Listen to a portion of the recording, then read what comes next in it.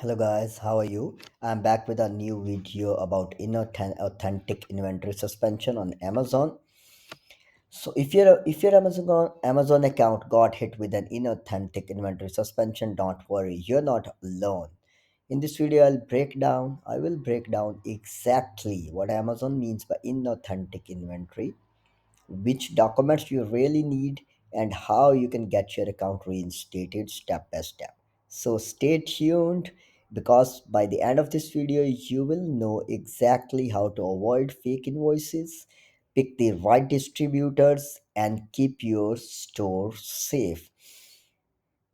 To remove an inauthentic inventory suspension, basically you need three things: valid invoices, then a proper LOA, and matching transaction records. Avoid fake distributors. Please note, avoid fake distributors, and liquidation sellers work only with authentic distributors and brands. So in today's video, I will cover following topics: what Amazon means by inauthentic inventory, why Amazon suspends your listing, what are the required documents, what Amazon what invoices Amazon accepts, what type of invoices like, and what is letter of authorization requirements, what are transaction record verifications. So what is the difference between trusted and bad suppliers, how reinstatement work. Okay, so moving on. So basically, what is meant inauthentic? Inauthentic inventory does not mean always that it is a counterfeit. It can also mean that Amazon cannot verify your supply chain documents against the product you are selling. Caused by customer complaints or flagged suppliers, Amazon requires proof of genuine sourcing. For example, like let's say you listed Head and Shoulders. So basically, such brands are not allowed to be resold on Amazon without a written confirmation or written authorization from Head and Shoulders or any big distributor. And for these kind of brands, I don't see a nearby a big distributor who authorize you to sell on e-commerce websites like Amazon, like resell. So in that case, the product is not counterfeit. The product is genuine. It's Head and Shoulder genuine product like shampoo or conditioner, whatever. But when you go for the documentation, the invoices, you are unable to match it. You are unable to match Amazon requirements because the distributor will say straight away that he told you that this is not allowed to be resold, and that's how you get inauthentic inventory suspension. So to avoid that, we need to take care of a few things. So basically, what are Amazon verification methods and what are the required documentations we need? So nowadays, like from quite 2 years, 2 to 3 years, while we are looking at this on our client stores, Amazon is going for supply chain verification and IPA video verification, the basic video verification call for all of the sellers who are doing wholesale, who are doing retail arbitrage, and making a deep check on your documentation and business plan. So in IPA video verification, what they ask?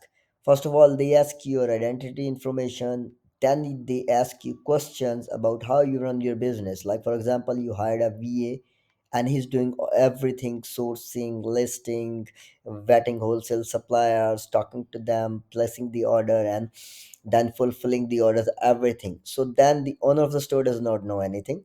So one, they check this side, that either the owner of the store knows what's going on. Secondly, they ask, okay, so you sold this, and this brand from these years or months. Can you provide a similar documentation, like how you purchased it, from where you purchased it, and how much quantity you purchased it? And it should match the total number of units sold in last 365 days. So now they require documentation. Invoices, first and foremost, invoices, authentic and verifiable. And then letter of authorization, like some brands provide you that and some brands do not provide you that. Then the most important part, bank transaction proof. And then the optional thing is brand contact info and supplier website. Yeah, you should provide that, but that's an optional thing. Amazon does not normally ask that. So you need to provide all these documents as when Amazon will request you. When Amazon will request you and put your store, like before deactivation, they send you a notice that these are the essence you need. We need documents from, and these are the essence for which we need splash chain documentation, and these are the identity documents and verification documents. And schedule. There is a link by which you schedule this call immediately as soon as you see a performance notification regarding it. So after that, what we have? So yeah, so what type of invoices are accepted? So invoices from authorized distributors, direct brand purchases, and authentic retail websites are only accepted by Amazon nowadays, like from quite 2 3 years. So authorized distributor means, authorized distribution means that, for example, there's a brand A. He has a distributor B. So the brand A sent a letter of authorization to the distributor B, allowing him to resell the products to consumers who resell on e-commerce websites. So that should be a written and stamped thing. I'll show you in the next slides, like what does this letter look like. And direct brand purchase meaning that you as an Amazon seller are is buying directly from the brands, and you have a wholesale account with those brands. Like high level brand does not provide you such information or such accounts very easily, but medium level brands and low level brands provide you based on your credibility on in Amazon system, based on your budget, and based on your website, like type of business model you're doing. So for these direct brand purchase, you need to work hard, and then you need to contact different brands. You need to match their eligibility criteria, and then you're able to do it. But that's possible. When people say that it's not possible, no, that's not true. That's not. We are working with several brands, around like 30 to 32 brands with complete documentation, so that's possible in this real world. So authentic retail website, these are for kind of retail arbitrage people. Like very common ones are Walmart, eBay, and somewhere web storefront and Acme tools, like that. So Acme tools and web store, these kind of invoices are accepted by Amazon. Walmart sometimes, but sometimes like it does not accept. But they know that the products are genuine, so they give you a leverage over there. So these are kind of authentic retail websites. Now, what are the invoice requirements? The basic thing, what which you need to provide when you have an inauthentic inventory suspension, like you need to fight one.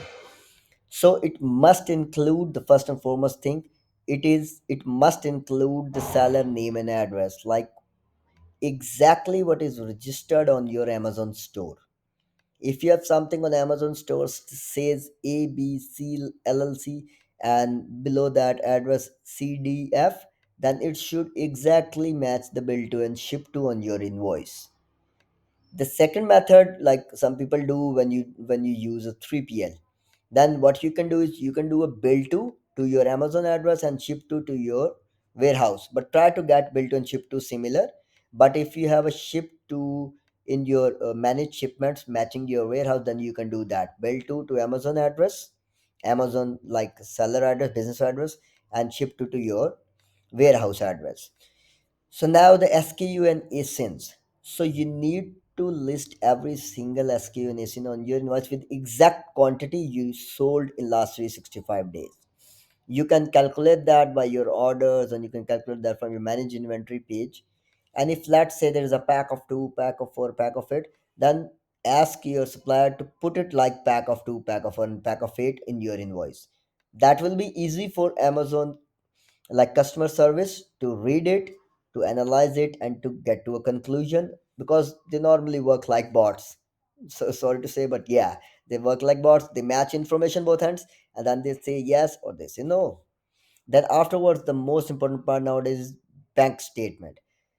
Your bank statement should have a transaction record matching your invoice. If your invoice says $1,000, then exactly $1,000 on the name of brand A should reflect on your bank statement.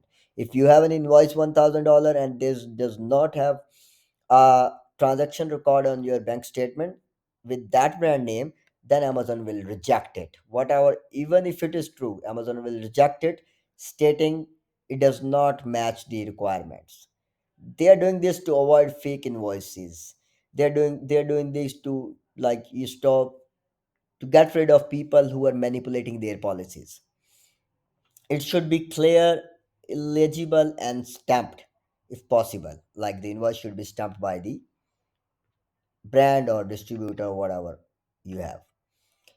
Yeah, so the next step comes letter of authorization. So this comes mostly if you're buying from a distributor who sell like various different brands. So they ask, and if you're buying directly from brand, then they ask letter of authorization. So letter of authorization should be on distributors or brands letterhead. It should include exactly the complete details as I explained earlier. It should include the line that you're authorized to resell as a distributor and e-commerce seller, and then it should be signed and stamped, like real signed and stamped by a representative of that brand. You can see a letter of authorization here. So this is, you can see a sample, but it's a real letter of authorization for my company, but I just showing you an old one to just give you an idea how this work and what does this mean. Now, transaction record, as I explained earlier, Amazon verifies the invoice value with your bank statement. The name must match your supplier, you and your supplier. If amount does not match, Amazon reject. So prevent fake invoices. Like this is very common. The fake invoice thing I don't remember now. Very common. People will say you, okay, so we have an invoice with a barcode, get this, and you got reinstated from this platinum. So that's completely wrong. Having a barcode on the invoice does not mean it's true, it's fake. I can put a barcode on the invoice, but it does not mean it is legit. So be careful on that. Do not submit fake invoices, do not submit fake documentation, because in case you made a mistake, if you submit fake documentation, you will never get your store back. And that's practically, we check this practically. I'm not saying this by words, we check this practically. I'll show you some reinstatements and notifications later on in the video. So here we go. Once your all documents are valid, so your reinstatement is in one click. You see the screenshot of one store reinstated recently in 2025. So we were having a platinum check on one ASIN. We submitted the documents and we got back in 24 hours stating your account has been successfully reactivated and reinstated. So now I have some suppliers and some distributors. So first of all, this is a list of the suppliers to avoid.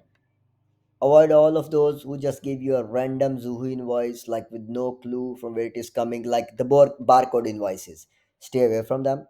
There's a website, Triple Eight Plots. Stay away from them. Their invoice is not accepted. Telegram distributors, TG Telegram distributors, those are all brokers selling liquidation stuff. Stay very, very far away from them.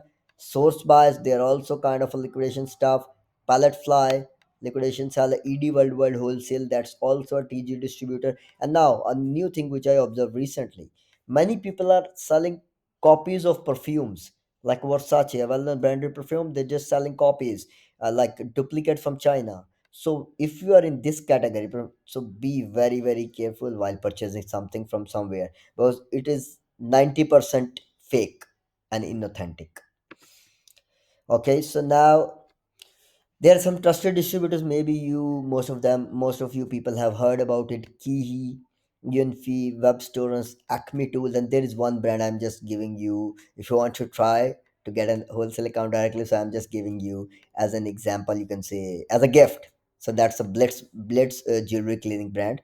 So you can go and have a wholesale account with them, start selling their items. Kihi, it's a very big distributor. Blades is a direct brand. Acme Tools, for products like DeWalt, you can then get DeWalt using Acme Tools.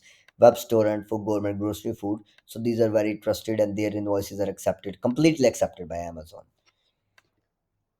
Okay, and yeah, so now guys, kindly please subscribe my channel for more videos. I'll be working on uh in the next video. I'll prepare that how to get LOA from brand, how to purchase directly from brand. I'll try to make a step by step video and with all kind of, you can say, evidence and documentation, show you some emails how we do it, so that you know how to approach.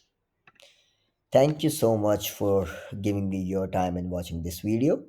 Have a good day and see you in our next video, hopefully. Bye bye.